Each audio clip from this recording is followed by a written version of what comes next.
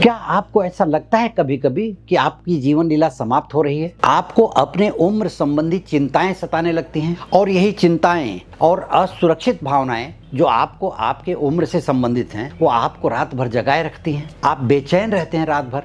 अनायास ही आपको यह ख्याल आता है कि शायद अब मैं नहीं बचूंगा, हमारी ज़िंदगी का क्या होगा, हमारे परिवार का क्या होगा, हमारे व्यापार का क्या होगा, हमारे बच्चों का क्या होगा। ये अनायास और नकारात्मक भावनाएं आपको घर कर लेती हैं उम्र से संबंधित। तो मैं आज आपको इस वीडियो में ये समझाने वाला हूँ कि यह अनायास ही नकारात्मक भावनाएं जो उम्र से संबंधित होकर के आती हैं वो क्यों आती हैं, किन ग्रहों के कारण आती हैं और उनका हल क्या है। इससे आपको बचना है तो इस वीडियो को आप जरूर देखें। नमस्कार, मैं ज्योतिषी आर्य सोनी पिछले 40 वर्षों से यंत्र मंत्र तंत्र रत्न दान दक्षिणा पूजा पाठ होम हवन जप तप एवं रुद्राक्ष के द्वारा लोगों की समस्याओं का समाधान करता आ रहा हूँ।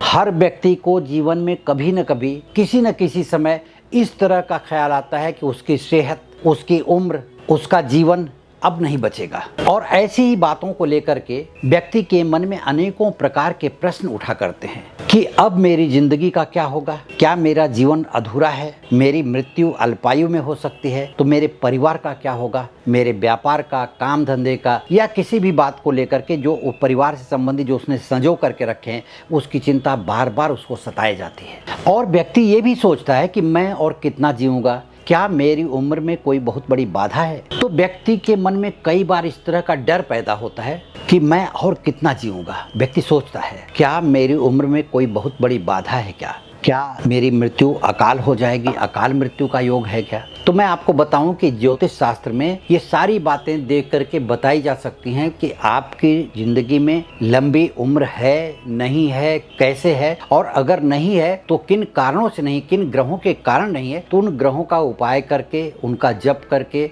उनकी पूजा पाठ करके लंबी उम्र का राज बताया जा सकता है। ज्योतिष शास्त्र में आयु का बहुत ही बड़ा महत्व है और जन्म में, जिंदगी में भी आयु का महत्व है। तो कुंडली देख करके, विभिन्न भावों को देख करके, ग्रहों और नक्षत्रों को देख करके अनुमान लगाया जा सकता है कि व्यक्ति की जिंदगी की रूपरेखा कैसी है। और अगर आपकी कुंडली में आयु से संबंधित किसी दोष का संकेत मिलता है तो आपको इसे ध्यान में रखकर उपाय करवाने की जरूरत होती है, अन्यथा आप और आपके परिवार के लोग जीवन में अनेकों प्रकार के संकटों का सामना कर सकते हैं। अब जन्म कुंडली में जो आयु पर संकट आने के प्रमुख कारण होते हैं वो ग्रहों की दशाओं, अंतरदशाओं, प्रत्यंतर दशा और सूक्ष्म दशा पर निर्भर करता है। जैसे सप्तमेश जन्म कुंडली में सप्तम घर मार्केश कहा जाता है। मार्केश की महादशा में व्यक्ति की मृत्यु की संभावना बनती है, लेकिन अगर किसी शुभ ग्रह की दृष्टि हो तो बचाव होता है।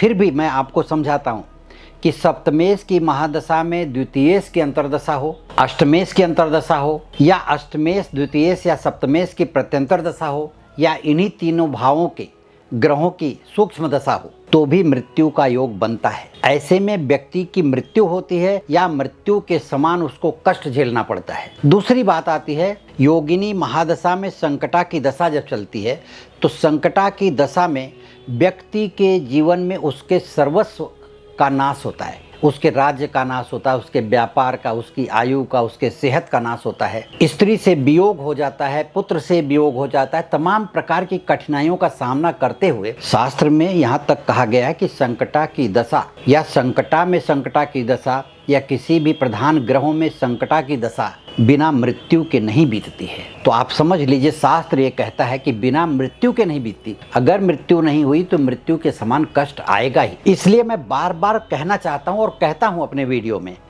कि संकट आने पर ही, दुर्भाग्य आ जाने पर ही अगर आप कुंडली का विश्लेषण करवाने जाएंगे, अगर कुछ लक्षण दूर तक नजर आता है तो बहुत अच्छी बात है कि आप पहले विश्लेषण करवाएं कुंडली का। आपको चाहिए कि हमेशा कुंडली का विश्लेषण करवाते रहें ताकि समय से पहले आप जाग जाएं, क्योंकि कोई भी संकट आपके ऊपर आएगा और फिर आप जाएंगे उसका हल ढूंढने के लिए तो देर हो चुकी होगी। इसलिए मैं चाहता हूं कि कुंडली का विश्लेषण समय पर करवा करके आयु से संबंधित दोष अगर कोई जिंदगी में आ रहा है, आपके परिवार के किसी सदस्य पर, आप पर, तो मैं भगवान से प्रार्थना करता हूं कि इस तरह का संकट किसी को ना आए।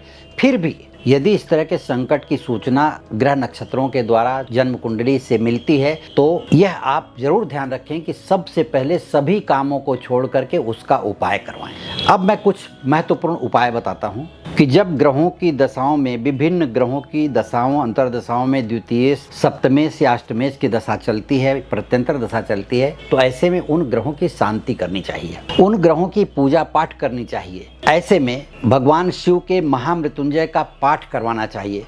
जब आयु पर संकट होता है तो आयु वृद्धि के लिए महामृत्युंजय का जप करवाया जाता है। तो महामृत्युंजय के जप से भगवान आपको आयु देते हैं, तो खुद स्वयं भी महामृत्युंजय का जप कर सकते हैं। ब्राह्मण को बुला करके अपने घर में प्राण प्रतिष्ठित करवा करके भगवान शिव की मूर्ति को आप जप कर सकते हैं, या किसी अच्छे मंदिर में, जो पूजनीय मंदिर हो, जो पुराना मंदिर हो, या 12 ज्योतिर्लिंग में कहीं, या कहीं भी मंदिर पूजा जाता हो, शिव जी का मंदिर हो, वहाँ स्थान अच्छा हो, तो वहाँ ब्राह्मण बिठा करके संकल्प लेकर के पूजा करवाएं, तो आपकी जिंदगी में आयु पर आने वाला संकट बचाव देगा। राशियों को देख करके, ग्रहों की स्थितियों को देख करके रत्न भी धारण करवाया जाता है, रुद्राक्ष भी धारण करवाया जाता है, लेकिन यह तब करवाया जाता है जब ग्रहों के विश्लेषण की बात आती है। तो जन्म कुंडली का विश्लेषण करके उनमें ग्रहों की स्थिति कैसी है, कौन से ग्रह की दृष्टि पड़नी चाहिए, कौन सा ग्रह आपको सुरक्षित रख सकता है, इन सब बातों को देखते हुए ही आपको वह उपाय दिया जा सकता है